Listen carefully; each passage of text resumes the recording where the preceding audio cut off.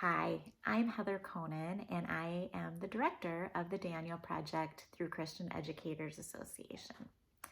I wanted to reach out to you during this unprecedented time as a fellow Daniel leadership alum. We spent 40 days in the wilderness, and you know that was a very powerful time where God spoke to us, He equipped us, encouraged us, gave us dreams and plans, and now we find ourselves in an interesting time in history.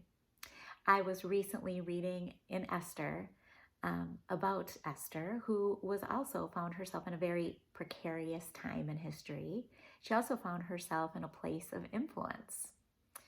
And she was asked a question by her uncle, which really caused me to pause and think as well.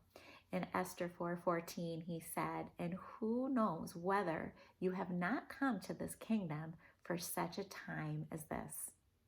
You know, God placed us in this time in history for a reason. And I am finding myself really tapping into my leadership skills in very unique ways as I navigate through that. And I'm sure you are too.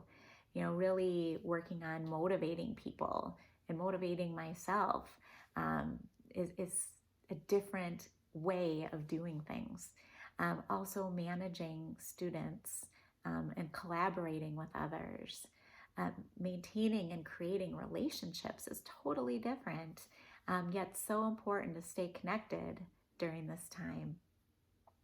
And how we communicate, those communication skills and platforms are different. Most of all, really that foundation of those Jesus following skills is where I find myself finding a lot of hope and a lot of peace. Having sweet times of Sabbath to hear from the Lord, to pray, to be in His Word has been wonderful. There is a group of educators who's getting ready to go up for their 40-day this summer, and we're praying that's going to happen. But we were recently on a call, and Daniel alum Chuck Salibi was with us. And he said something that I thought was so profound and so true. He said there has never been a more desperate time for equipped leaders. And we are those leaders. We're so equipped. God has us here for a reason, and people need strong leaders right now. We're also not meant to do life alone. I mean, you and I are so blessed to be a part of a large community of Christian educators who are being used by God in unique and powerful ways.